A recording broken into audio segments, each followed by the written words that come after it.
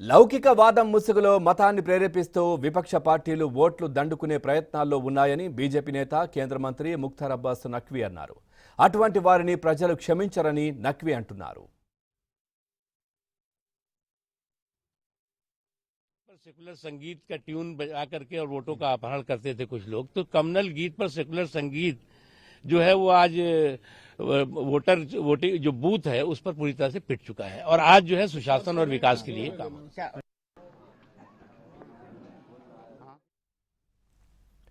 ఇక యూపీలో బీజేపీకి 300 స్థానాలు ఖాయమని ఆ పార్టీ నేత జితిన్ ప్రసాద్ అంటున్నారు. తాము చేపట్టిన సంక్షేమ కార్యక్రమాలే గెలిపిస్తాయని ఆయన చెబుతున్నారు. होने वाली है। प्रथम चरण के रुझान तो आए ही हैं, जहां एक तरफा मतदान भारतीय जनता पार्टी के पक्ष में हुआ है। आज दूसरा चरण है।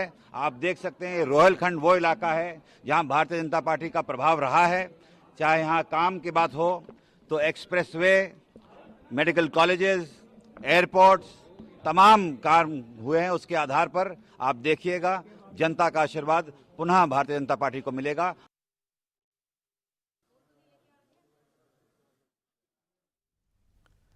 హిజాబ్ వ్యవహారంలో ప్రభుత్వం రాజ్యాంగం ప్రకారమే నడుచుకుంటుందని యూపీ సీఎం యోగి ఆదిత్యనాథ్ స్పష్టం చేశారు. దేశంలో షరియా చట్టాలను అమలు చేసే ప్రసక్తే లేదన్నారు. రాష్ట్రంలో 80% మంది ఓటర్లు తమ వైపే ఉన్నారని, మిగతా 20% మాత్రమే వ్యతిరేకిస్తున్నారు. కొంత వ్యతిరేకత ఎక్కడైనా ఉంటుందని యోగి అభిప్రాయపడ్డారు. लोक कल्याण संकल्प पत्र राष्ट्रवाद को लेकर, प्रदेश के समग्र विकास को लेकर, गरीब कल्याण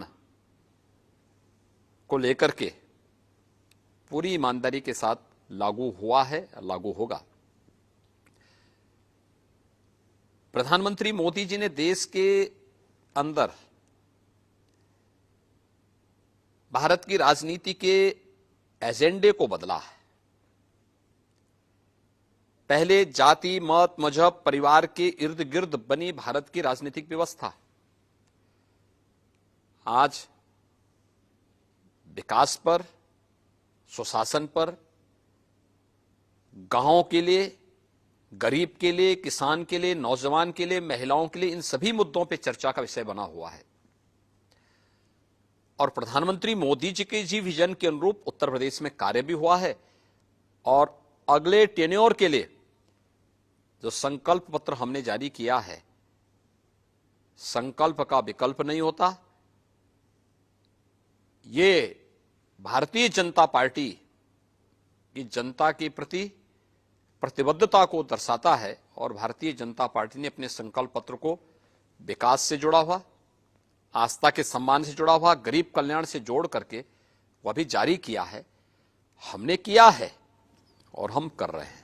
सर, तो फिर ये मुद्दे कहां से आते हैं कि अली के साथ हैं, बजरंगबली के साथ हैं, 80 के वर्सेस 20? ये क्रिया की प्रतिक्रिया है। अगर कोई व्यक्ति, भाई मैंने तो 80-20 की बात की थी, मैंने कहा 80% बीजेपी के साथ होगा, 20% हमेशा विरोध करता है, विरोध करेगा।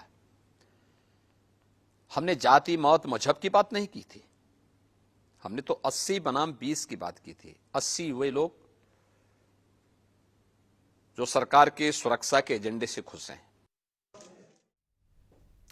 గోవాలో మళ్లీ బీజేపీ విజయం తథ్యమని ఆ రాష్ట్ర ముఖ్యమంత్రి ప్రమోద్ సావంత్ చెప్పుకున్నారు. ఆత్మనిర్భర్ సహా పలు అంశాల్లో ప్రజల మద్దతు బీజేపీకే ఉందన్నారు.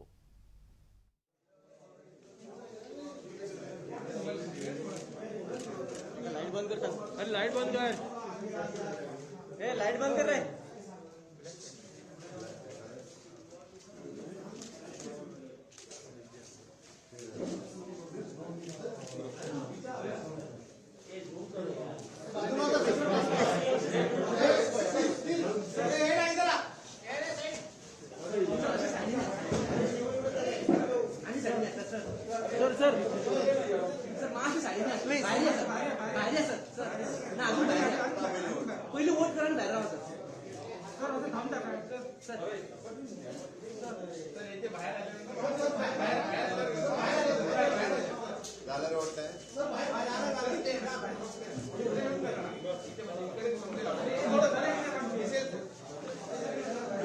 सर एक मिनट सर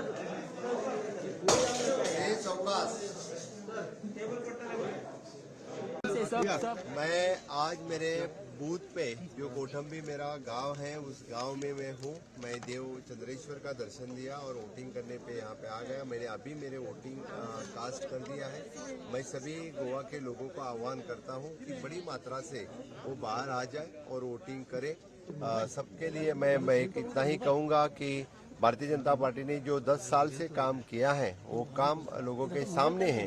वो सब कुछ देख के स्टेबल गवर्नमेंट फॉर्म करने के लिए हमारे सभी कैंडिडेट्स भारतीय जनता पार्टी ने जो खड़े किए हैं उन सभी के लिए सभी वोट करें। जिसमें यही आह्वान करके यानी गोवा में आत्मनिर्भर भारत स्वयंपूर्ण गोवा बनाने के लिए भारतीय जनता पार्टी को फिर से एक बार हमें सेवा करने का मौका मिले।